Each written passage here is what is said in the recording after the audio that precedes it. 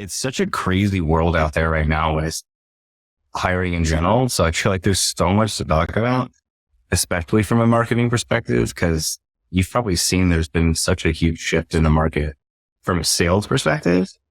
Like I have more friends in sales that have either been laid off and they're just wide open to anything, or I have sales professionals who are sticking in jobs that they hate because the market is so crazy and marketing is directly impacted by that flux. So, there's stuff like that that's just floating around that I think is wildly interesting. Yeah. And, there is two sides to it, right? There's the marketer, right? And then, the hiring piece, the person doing the hiring. And, where for the business, where do they get started? Like, how do they know when they're ready to hire, what roles they need to look at hiring? I know times are confusing right now with all the uncertainties and layoffs going on. They are, but it depends on what size company you are. If you're a startup, that's an entirely different question, right? Mm-hmm. But there are a few things and a few areas that I think you have to focus on, even if you're a 1-person company or a 10,000 person company.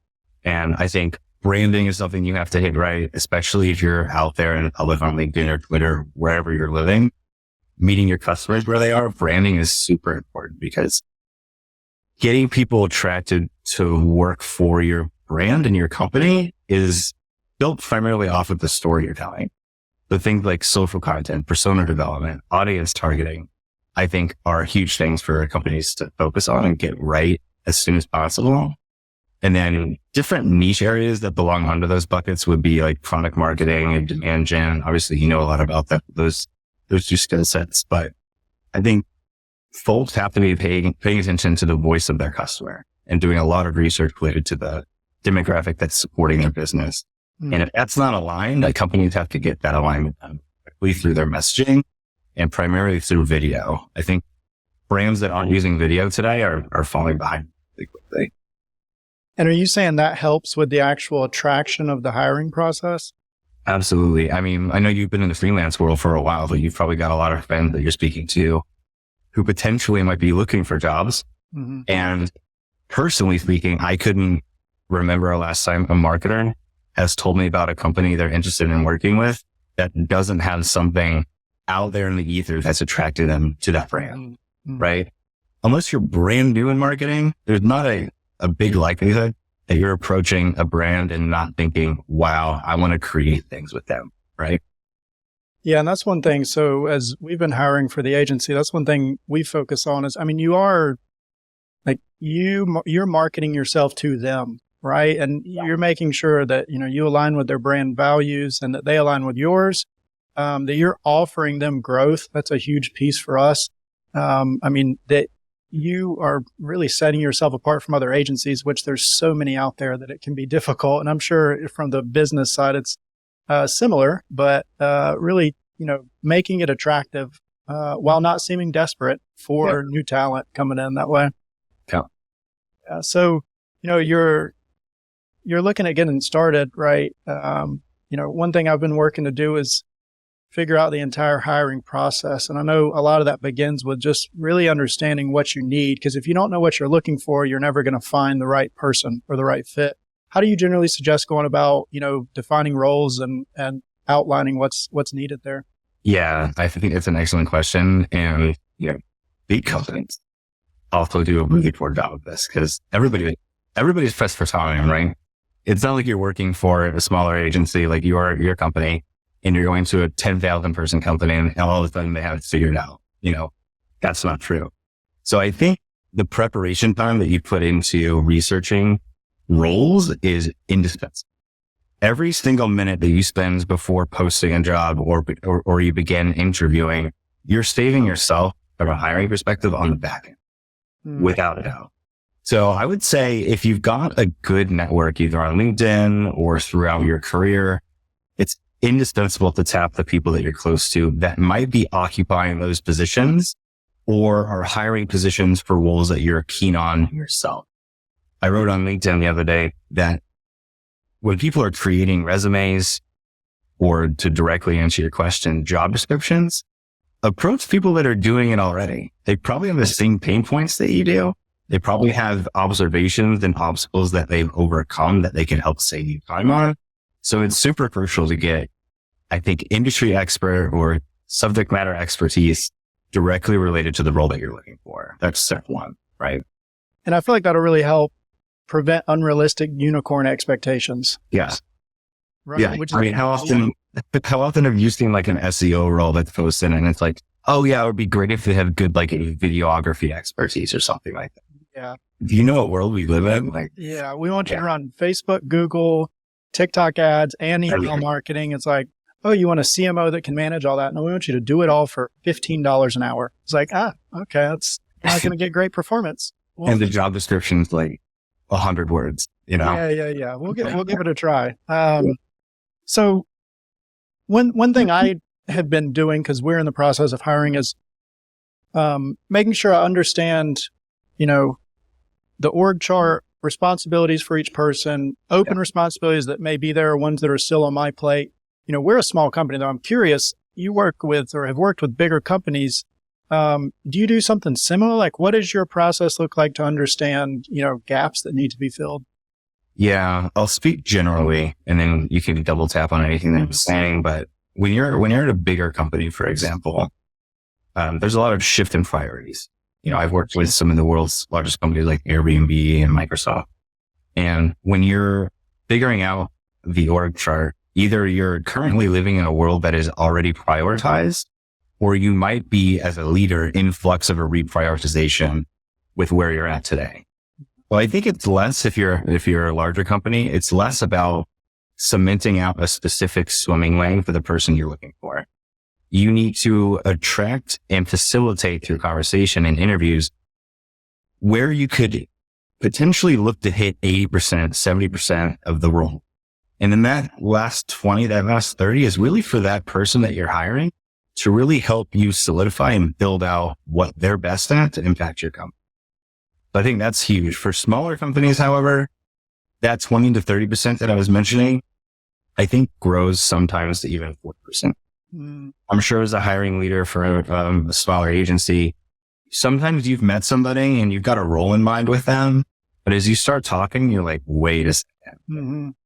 Brain is now over here. So you've got a little bit more flexibility when you're in conversation as a small company. And, we, for about a year, worked with an operations consultant. And one thing he would always say is, we want to define roles, but we also want to leave space open because the pieces will fall where they, people just naturally fit, right? Yeah. You may have hired somebody for one specific role, but they just naturally fall into a different role or a different leadership.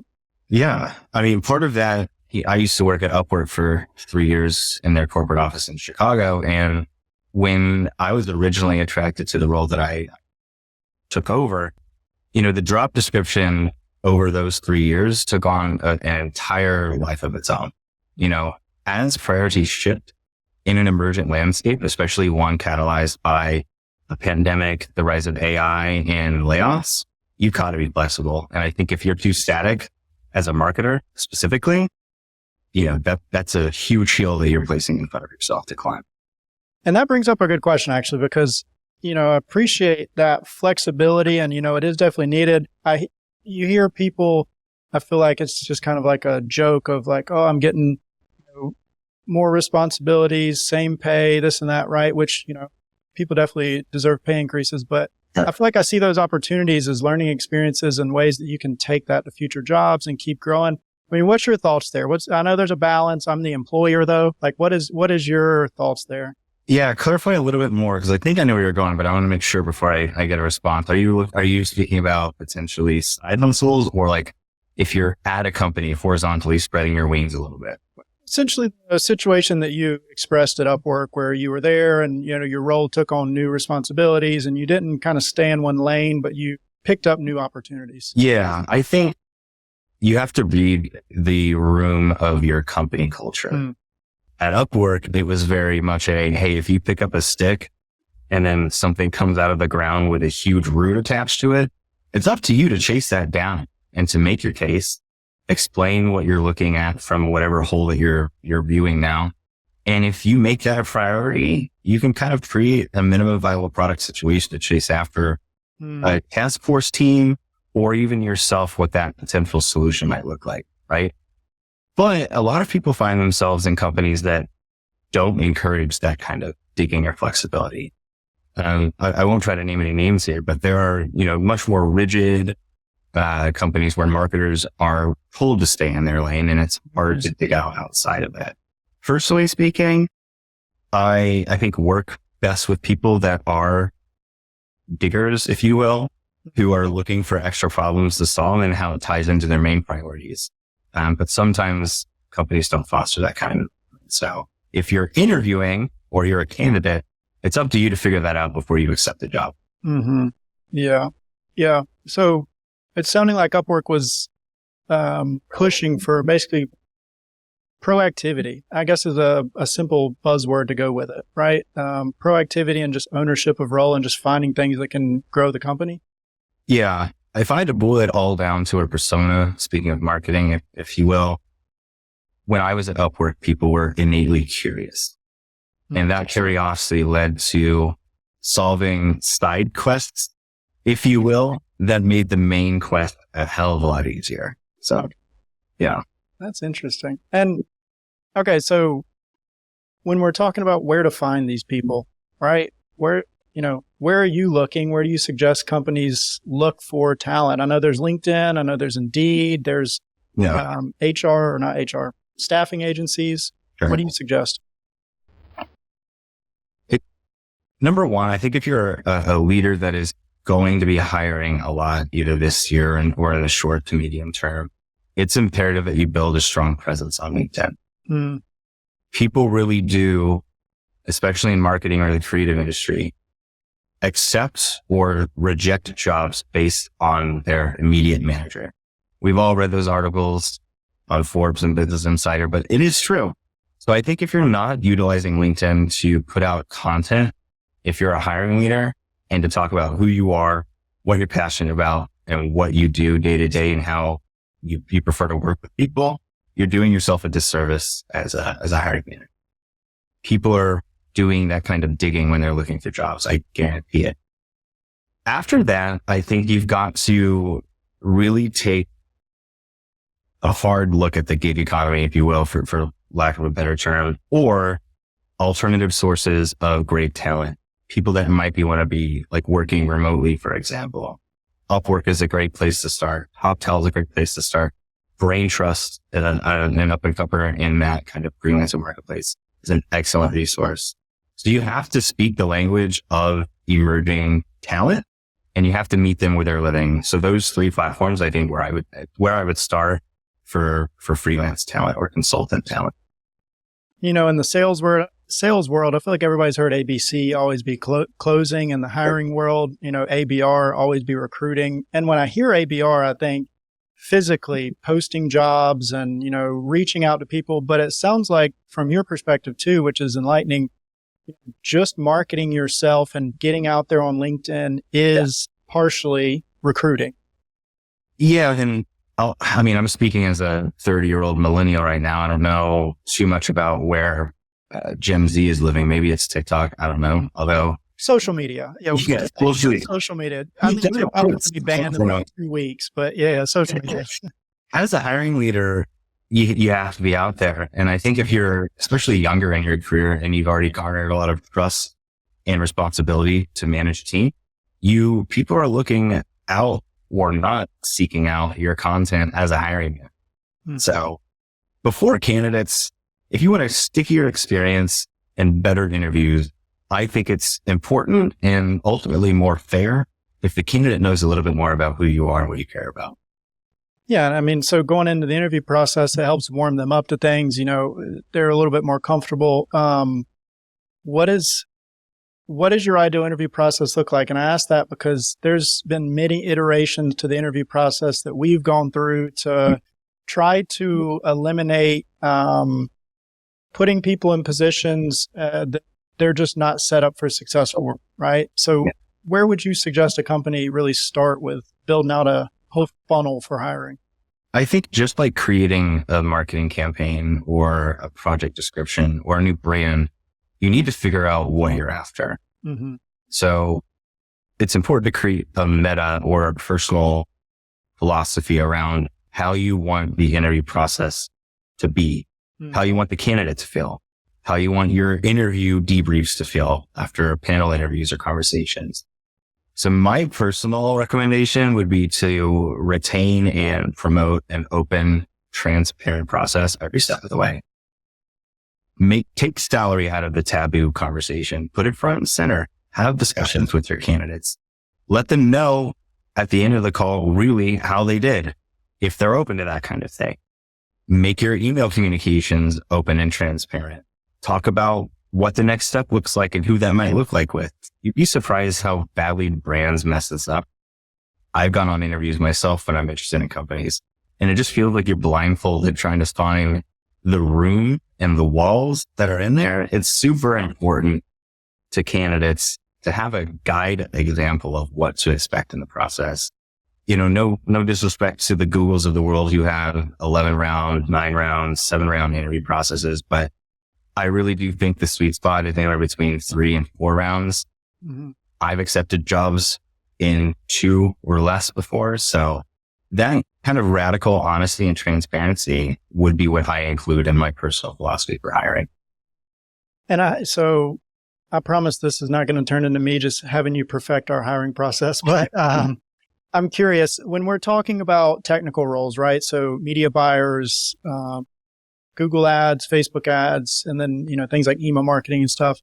I feel like it's difficult because university is lagging in that area, right? Like someone graduating from university with digital marketing does not mean they're an expert at one specific paid channel, right? And someone even having, agency experience in that service doesn't frankly mean a lot either, because I hate to say it, but a lot of agencies are just very bad. Like a lot of agencies are just sales companies that also provide a service of paid social or something, right? Sure. So one thing that we've done is we created a pre-interview form that has some technical things, and we grade those and then send out invites to interviews.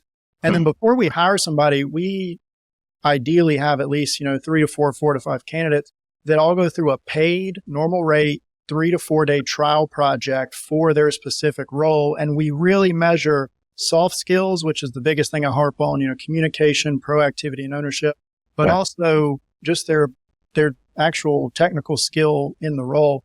Yeah. Do you see that? And have you seen that before? Do you see that being successful? Well, first of all, the fact that you just told me about this during a recording is an example of what I just talked about. People are going to see this podcast or listen to this podcast and be like, okay, Colby just told me what it takes to work at his agency, right? Please succeed at it. Please. Kudos to y'all for making those kind of projects and test projects paid. A lot of companies don't do that. I think if you're going to justify having a logo on a resume for candidates, that's not going as far. You have to pay your people, right?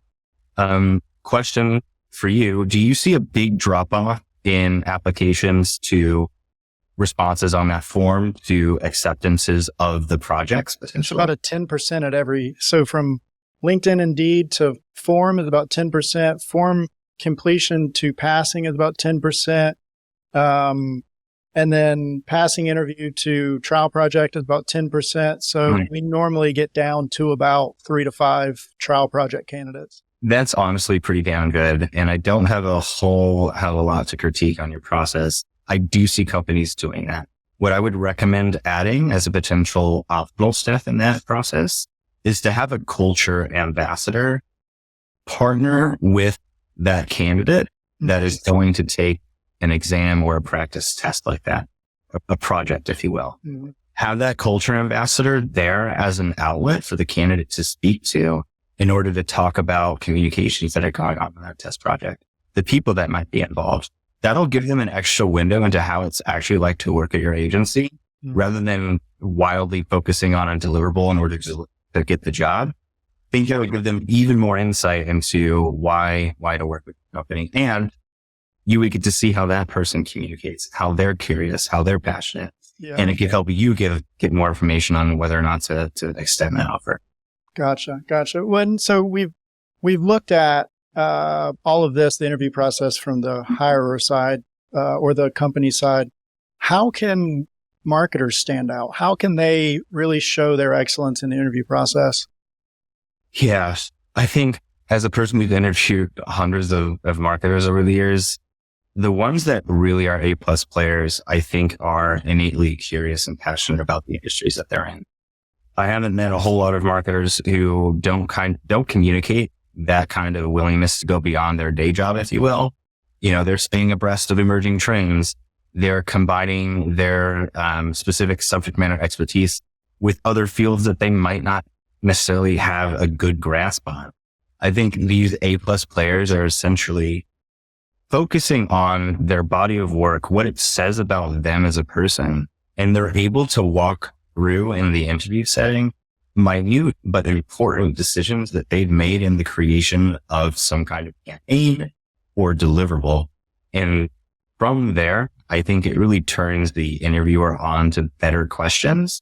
Mm-hmm. As a marketer, your number one job as soon as possible when you're in that interview is to break open the mold of what the interviewer's plan for the conversation is going to be and to turn it into kind of a nerd out session. That's what you're looking to do as a marketer, in my opinion. That's when you really shine. Yeah. And, I feel like also adding in some of those soft skills as well of, following up from the interview with an email, thanking for their time, right? I always, take note of that when somebody does that. And seeing how you can apply the work you're doing or have done to bigger impacts on the business, mm-hmm. right? So not if you're a media buyer and you're listening, right? Not necessarily just focusing on like CTR and CPC uplifts and things like that, but really focusing on how what you did had a movement as in the business as a whole, right? How did it impact those things? We're definitely good. And we're looking at marketers and how they can quote unquote prove themselves, but marketers need to make sure that they're working for a business that is who they want to work for, right? So what are some key red flags or what are some key, indicators on what you would say is a good fit or not a good fit if you're trying to find a job? Yes. I think from the outset, if you're beginning a job search or even if you're lukewarm looking for new work and open to other companies, you've got to do a lot of the front end legwork that I mentioned a hiring leader has to do at the beginning of this call. What are yellow flags for you? What are red flags for you? And stick to that. I think it's imperative that you don't necessarily bend too much in the favor of a role that you've got a gut instinct on. Like, trust that feeling pretty well. So the biggest thing is who you're working with, your direct manager. I think, and I've written about this extensively, but it's important to get a good feel about how they enable their direct reports, how they've done it historically and what they're doing better now. I think it's fair game to ask them about weaknesses that they are improving on over the last several years or even right now as a hiring manager. Getting more insight into what specifically it's going to look like to work underneath that person should be your first biggest target other than proving yourself during the interview process. And I've written about this extensively on LinkedIn as well. I'm sure you're aware, but at the end of interviews, typically your references are being checked as a candidate, right? Mm-hmm. If you have leftover concerns about a potential manager at the end of the process and you're expecting an offer as a candidate, my recommendation would be to ask for references of direct reports for the manager that you're working with. If you're told no, I think that answers the question of what it would be like to work there as well. So as a candidate, I've done this. As a friend who's been talking to friends looking for new jobs, I recommended this. So I think getting the best possible portrait of what it's like to work underneath this person is one of the biggest things that you're solving for as a candidate. And that was a direct plug. Keller Lambert on LinkedIn. Give him a follow if you like these insights. But that's actually really good because, I feel there can be the confusion of, I'm asking for a job. I shouldn't ask those types of things, which is just lies, right? Yes. Just complete lies. I mean, if you're a hiring manager, people do ask offensive questions. So I'm not speaking to that, but if your hiring manager is offended by an equal yet opposite kind of interview question, if you will, mm-hmm. that should tell you quite a bit. And if you're going beyond just what it looks like to work with this person day to day, I think your second biggest target is, do I see either short or medium term impact to my daily life and the level of happiness or fulfillment that I'm reaching while working for this company? If yes, then you can ask some longer term questions and how that looks like for you over time. I think inquiring about stretch opportunities is a big thing when you're interviewing. Hey, I know that my role looks like this. These are the 3 biggest priorities you've enumerated on my 30, 60, 90-day plan. What other opportunities are there to learn, or how can I affect the business horizontally? Getting more insight into the freedom or lack thereof that you've got in that company that you're interviewing with is probably number 2 on the priority list, in my opinion. Yeah. And, as you move into the role, you start to figure out from the marketer perspective, if this is, really what you thought it was going to be. And, on the opposite end of the spectrum, as you're hiring somebody new, you bring them into the role and you start to see, hopefully over the medium term, you start to judge, you can see some red flags in the first 30 days, but you also can't expect somebody to take the full role in the first 30 days, right? That's just too quickly. It can take 6 months to get a high level position fully onboarded. You just took the word out of my mouth. That onboarding is the make or break for your person.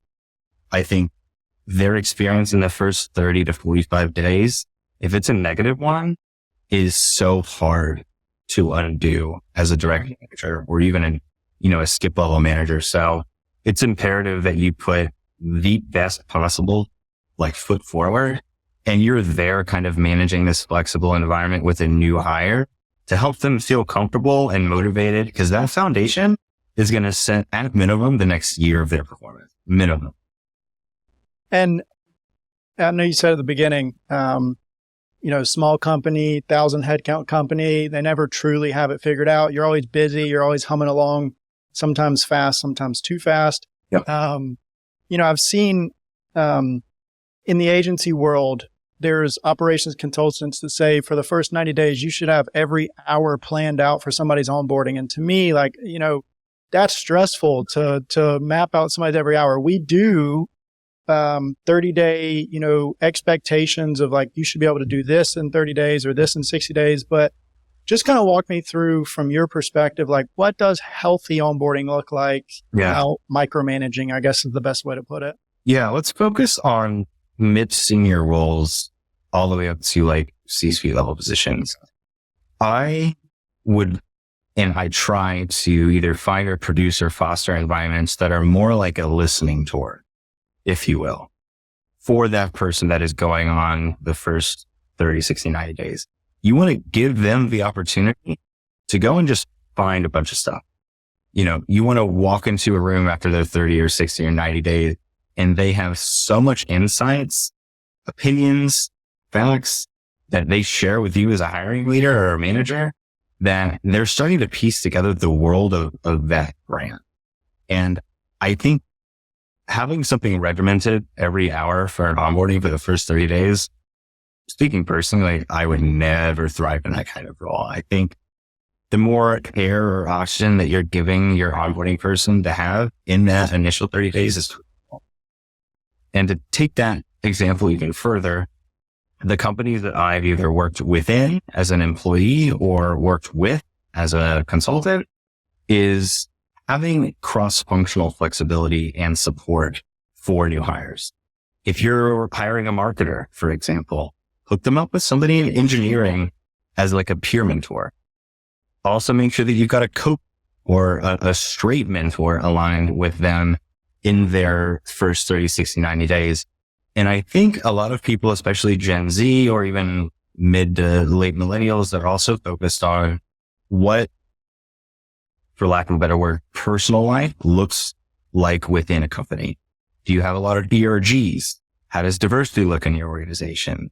Are there a lot of groups and kind of different activities that you can bring your full self to work in? Hitting those kind of narratives in the first 30 days, I think, is imperative. And do you see any value in pre-scheduled check-ins and things to make sure that things are going well with them? I do. You don't want to give too much freedom, because a lot of people do like to have a bit of handholding when they start in their new company journey. So to tie this back to the interview, both as a hiring leader and a candidate, you want to figure out, if you're a candidate, can I work with this person and learn from this person and grow beyond myself today? As a hiring manager, can I enable this person to become better than they are now, or to learn something new about themselves now and in the future? So I think if you can answer those questions affirmatively, you're going to be able to create a roadmap or blueprint that works for both of you.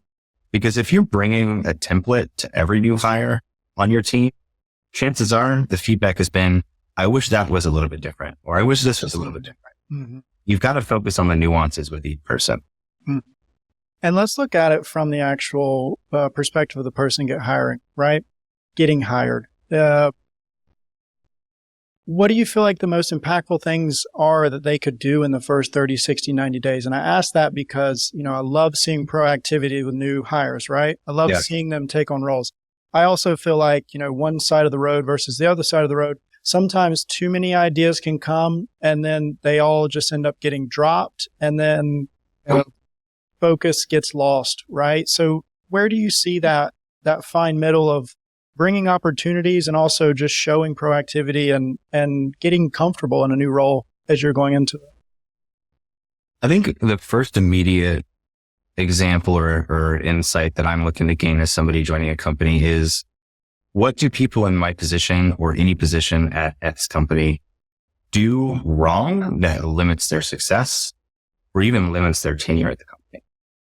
I want to have an array of conversations with different professionals across all departments and to get their insight into what the person who doesn't mix with our culture look like. I think ultimately you're joining a brand, number one, to make an impact and earn a living, but number two, to really belong somewhere. I think at the end of the day, people are just looking to feel like they belong when they commute home or sign off from the computer.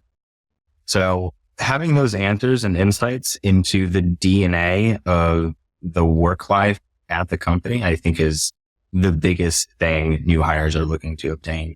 So if you're opening the door as a manager to other people and professionals in the company, you're going to be served well by making that a priority. I don't know how your experience has been as a new hire before your consulting life, but I've been a part of some companies where all doors are seemingly closed. And I consider myself a pretty charismatic and curious person. And if I can't push on a door and have it open and get access to insight, I'm not feeling that great. And I would imagine a lot of people are the same way, especially in a creative role. Yeah, no, I could definitely see that. And I mean, even from the agency world, there's times where we bring on new clients and it seems like, no, you go do your piece. We'll worry about everything else. Like, don't bring opportunities which just isn't successful, because a lot of times for one role or for one service to succeed, there needs to be, 360 collaboration with specifically, Facebook ads versus website performance or email marketing versus this or that, right? We see that time and time again. So I could definitely understand what you're saying there. Yeah. Trying to think, going back to this is kind of a counterbalance question. And this is the last one I have thought-wise for the interview or for the onboarding process is keeping encouragement, right? Keeping momentum going and making sure that company initiatives and company focus is also balanced, right? How do you walk that line of guiding someone to stay within company initiatives and company focus without turning down ideas that they may have? Does that question make sense?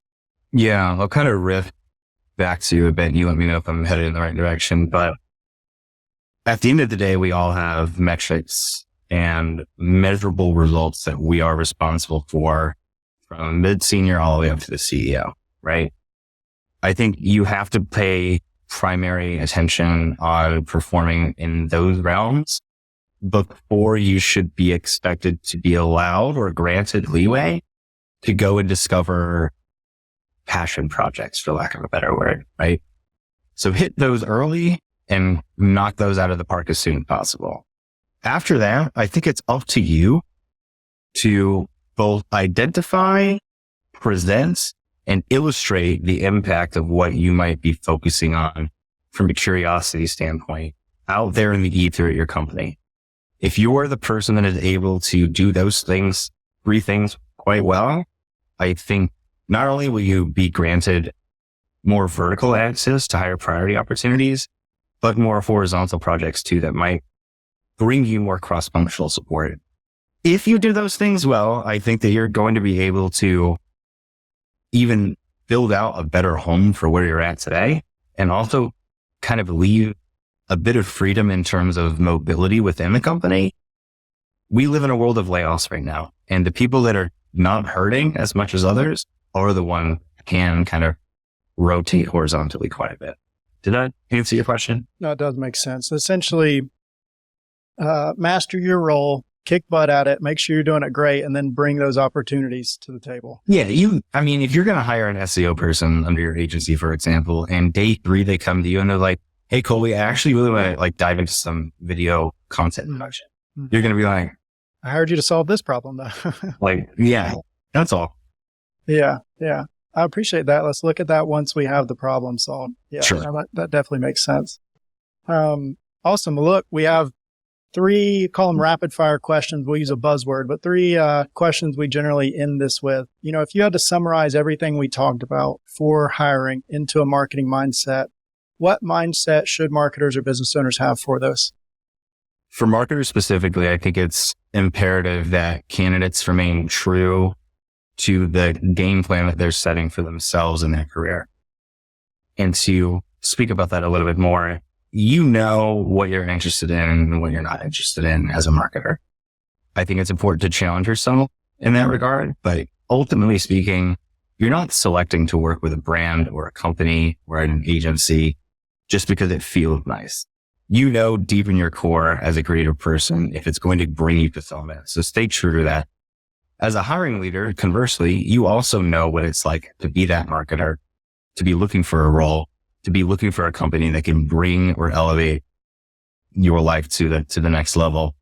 So it's important and imperative that that hiring leader is able to meet them halfway, and sometimes even a little bit beyond that, to make that kind of onboarding, that hiring process truly feel exceptional. I think if those 2 things are done well, both parties are in for a good trip. Awesome. And for anyone listening, and just for background context that Keller has shared, he has ample experience working in a company that is what I would consider one of the forefront leaders of marketplace for the gig economy. For anybody listening that is at the stage of figuring out what they'd like to do in the marketing industry, what role or roles do you think are going to be in the highest demand over the next 3 to 5 years? Some content creators will think that I'm being a little bit too nice to their niche, but I genuinely think content creation is going to boom in the next several years. I don't know if you're much of a YouTube watcher, Colby, but the creator culture that's out there in the ether right now from a social media perspective is just blowing up.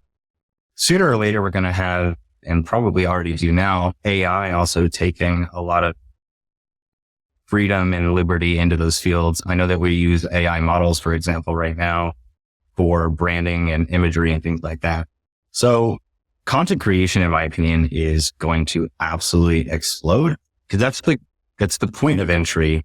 That's the first door that all consumers walk past or through when they're considering purchasing or interacting with a brand. So content creation for me is going to be huge in the next 5-10 years. Agreed, 100%. For the B2B people listening, educational content is the now and the future for B2B marketing. All right, last question for you. Tell us, where can listeners connect with you, learn more about yourself, learn more about hiring, all of the above?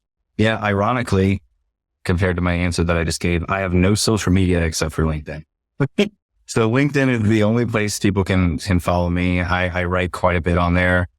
I think we're entering kind of the dark ages of LinkedIn content. I don't know if you're seeing this out in the ether, but the hustle culture bit, the content that's just created to get eyeballs, the kind of fake drama that's produced on LinkedIn is quite annoying. So I try to bring an unfiltered escape from day-to-day work content.